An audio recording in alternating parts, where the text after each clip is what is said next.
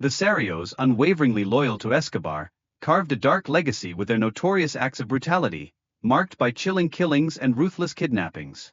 Their targets were a harrowing mix of everyday citizens and powerful politicians, leaving an indelible mark on society. Among these ominous figures was Popeye, one of Escobar's most infamous hitmen. He bore the weight of at least 257 murders on his conscience, a testament to his chilling capabilities. What's more, his training in the Colombian military and police added a grim layer of skill to his notorious reputation. Popeye's capture and subsequent confession unveiled haunting details about the depths of his violent past. Through his chilling words, we grasp the sheer extent of his involvement in high-profile kidnappings, which paints a vivid picture of the rampant violence that defined Escobar's reign. Notably, his first kill at the tender age of 17 was driven by a skewed sense of righteousness, illustrating the complex motivations that fueled his descent into violence. This ominous act not only set the tone for his future but also left an enduring impact on the lives he shattered. After enduring a lengthy prison sentence for his multitude of crimes, Popeye found himself grappling with recidivism, a stark reflection of the formidable challenges faced in rehabilitating violent offenders. His return to a life of crime underscored the persistent issues surrounding justice and redemption. In an unexpected twist, despite his grim past, he launched a YouTube channel to recount stories from his life as a killer. In doing so, he offered a unique perspective on the haunting consequences of his actions, reminding us that every story carries lessons and reflections. Transitioning to La La, his early life stands in stark contrast to the violent path he later embraced. Born to a policeman father and an evangelist mother, La La's humble beginnings paint a picture of innocence overshadowed by a subsequent descent into chaos. The assassination of 2 American citizens on a bombed airplane was a pivotal moment that ignited the U.S. into action, driving legal pursuits against La La. This tragic incident marked a critical escalation in the collaboration between international law enforcement agencies. As a result of his heinous actions, La La became the first individual convicted under new U.S. terrorism laws. His trial not only illuminated the legal ramifications of his crimes but also set a significant precedent for bringing foreign criminals to justice in the U.S. Hernandez, a trusted confidant of Escobar, executed tasks including kidnappings and assassinations that were essential to the drug lord's operations. His unwavering loyalty played a crucial role in propelling Escobar's criminal empire forward.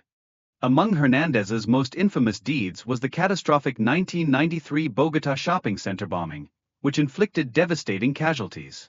This tragic event marked a significant turning point in his perception of Escobar and the true cost of their violent endeavors.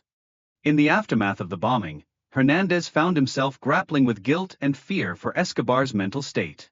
His eventual arrest prompted a dramatic shift, leading him to cooperate with DEA agents in hopes of mitigating the severe consequences he faced. Pablo Escobar, aka The Boss, is thought to be the biggest drug trafficker the world has ever seen. It is estimated that at one point, Pablo Escobar was responsible for 80% of all the cocaine being smuggled over the world. At the height of his power, the cocaine lord of Colombia was smuggling 15 tons, or nearly $500 million worth of cocaine into the US every day. Along with his massive drug empire, Pablo Escobar also had a ruthless army full of serial killers. These men killed for Pablo and were loyal to him and no one else. They were called sicarios, and the most famous of these were Popeye, La Cuica, and Blackie. If you're a fan of the hit Netflix series Narcos, you're probably familiar with them already. Well, today, we're going to take a look at where these cold-blooded murderers are today, and what's the story behind their obsession with killing people. Number 1. Popeye. Popeye might sound childish and cute, but he's anything but. Juan Jairo Velázquez is the real name of Popeye, given to him due to his protruding jaw, which was later fixed through surgery. The story of Juan Jairo Velázquez starts in Yarumal, Antioquia, Colombia. As surprising as it might seem to you, but it's absolutely true, he used to be a part of the Colombian National Army, and then joined the cadet school of the National Police. A hitman like Juan Jairo Velázquez used to be a part of something that was solely created to protect the public. Let's dig deeper. At first, he was part of the school of NCOs of the Colombian Navy, but then he transferred to the National Police Academy, where he studied for only 1 semester. What did he study there? How to shoot people with enough efficiency that they didn't get to blink twice after the bullet is in them? Wherever he learned his skill, it helped him kill 257 people. Well, that is the number of people that he has willingly confessed about murdering. Who knows about the people whom he has killed but hasn't confessed to? Not only that, but there were also countless kidnappings. Like, kidnapping common citizens and normal people is one thing, but the guy actually kidnapped the candidate for mayorship, Francisco Santos. Not only him, he also kidnapped and murdered Carlos Mauro Hoyos and several other famous politicians in Colombia. So we guess it's safe to say that no matter how rich or influential you are, all it takes is a bullet from Escobar's hitman. If you're horrified after finding out how many people he killed himself, wait until you find out how many killings were arranged by him. 3,000 murders. You heard that right. 3,000 murders were successfully planned by the psychotically genius hitman. Some people might even call him a genius when it comes to planning stuff, even if it was other people's deaths. Definitely not something you should use for inspiration, jokes aside. Where is he right now? 6 feet under, dead, gone, finished. Doesn't breathe the air of this land anymore. While Popeye is a vicious killer, he sure does clean up nice. ¿Cómo aprendió a matar? Me dice a los 12 años. ¿Usted se recuerda cuándo y a quién fue la primera persona que mató? No, ya el primero que yo maté fue por ahí de 17 años de edad. Fue a un despachador de buses que cuando el primero era conductor de bus y había tumbado la mamá de un amigo nuestro cuando conducía. No esperó que se bajara y no que la señora se iba a bajar y se cayó y la mató. Y la dejó ahí tirada como un perro, entonces ese fue mi primer asesinato. In an interview, Juan fondly talks about the first time he killed. He reveals he bagged his first kill at 17. At that young age, Juan was driven by a sense of righteousness as he killed a bus driver who was responsible for the death of a close friend's mother. Later on in the interview, he reminisced about the first time he ran into Pablo. Believe it or not, Juan used to work for Pablo's mistress. When she left the country, Juan went knocking on Pablo's door, looking for a job, and the rest was history. From 1992 to 2014, he served in prison and received a sentence of 30 years. Murder, extortion, terrorism, drug trafficking.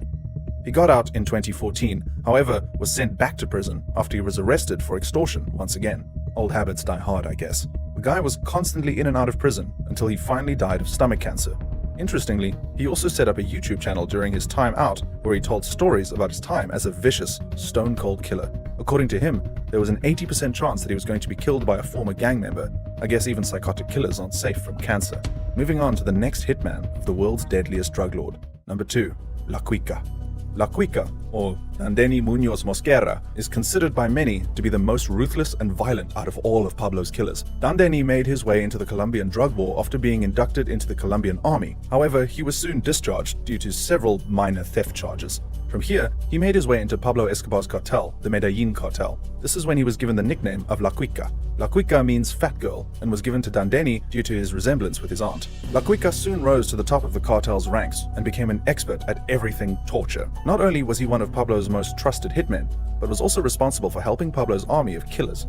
La Cuica ran a sort of training camp for hitmen. Kids, usually boys, but sometimes girls too, were taken from the street and trained to be loyal and expert killers for hire. La Cuica was one of the best at what he did. After murdering his victims, he would carve the words KK on his victims. This was so he could prove that he was in fact the one responsible for the murder. It is rumored that he also skinned his victims alive and sometimes went as far as having them castrated. For La Cuica to take up this lifestyle is quite surviving since he had humble origins. His father, believe it or not, was a policeman, while his mother was an evangelist.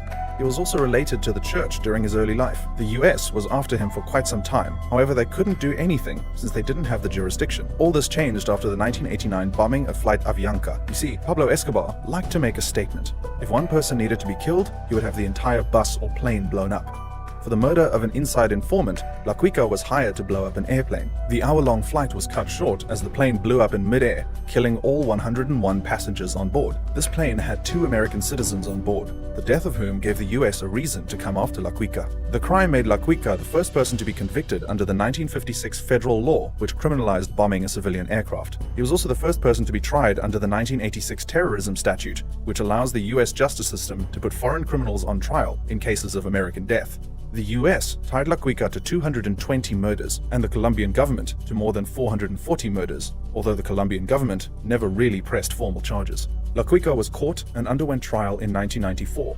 Later found guilty, he was sentenced to 10 life sentences and 45 years to be served consecutively. La Cuica is still serving his sentence and is staying at the same prison where the infamous Unabomber is locked up. In an interview from prison, La Cuica surprisingly denied all of his crimes. Por vida en la cárcel. Yo les dije que por qué, si yo no había cometido ningún delito. Y ellos dijeron que no le importaba, que si yo ayudaba, yo traía a mi familia para acá y me daban dinero. pero que si no les ayudaba me iban a condenar a cadena perpetua o me iban a matar en la silla eléctrica. Y me condenaron a cadena perpetua y buscaron testigos falsos, gente que yo nunca había visto en mi vida, y con esos testimonios me condenaron. Ellos no tienen ninguna prueba contra mí porque yo no cometí esos crímenes. Number 3. Nelson Hernandez.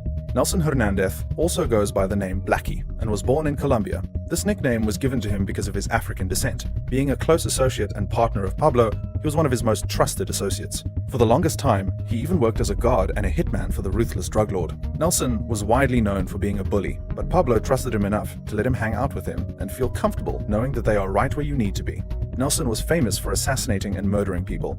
He would do what Escobar asked him to without thinking twice, which it turned out wasn't exactly the best approach. Under Escobar's employment, Nelson kidnapped Felix Gallardo, Miguel Angel, and Isabela Batista in Cali and brought them to his boss's estate in Medellin. He helped Pablo out of one or two sticky situations by attacking Colombian judges and setting fire to all the evidence they had against him. Pablo was really pulling the strings on Nelson, as he had him kill cartel boss Kiko Moncada. Blackie was most important to Escobar when he carried out the 1993 Bogota shipping center bombing, planting 220 pounds of C4 plastic explosives in a car parked in a downtown shopping center. As a result of the bombing, over 20 people were left dead and almost 70 were wounded. Feeling guilty over what he did, Hernandez apologized to God while watching television footage of the aftermath of the attacks. Kids, women, and innocent people were killed, and it was then that Hernandez started sensing that maybe Escobar was going crazy. Scared, he lied about seeing his wife Maria Henao and their daughter Manuela in a hotel window in order to prevent Escobar from forcing him to stay put until he saw them. However, he was arrested by police as he left the payphone, and he was interrogated by the DEA. Rather than be hanged for the bombing, he gave Agent Javier Peña and Agent Steve Murphy details on Juan Diego Diaz, leading to the search block raid on Monte Cassino. As of right now, no one knows where Blackie really is, and it's assumed he's alive and well in the witness protection program. Anyway, that was all for today's video. You think the Netflix show told the entire truth about Escobar and his sicarios? Click this video to find out what they were hiding from you. Don't forget to subscribe to our channel, hit the notification bell, and let us know what you thought of the video in the comment section.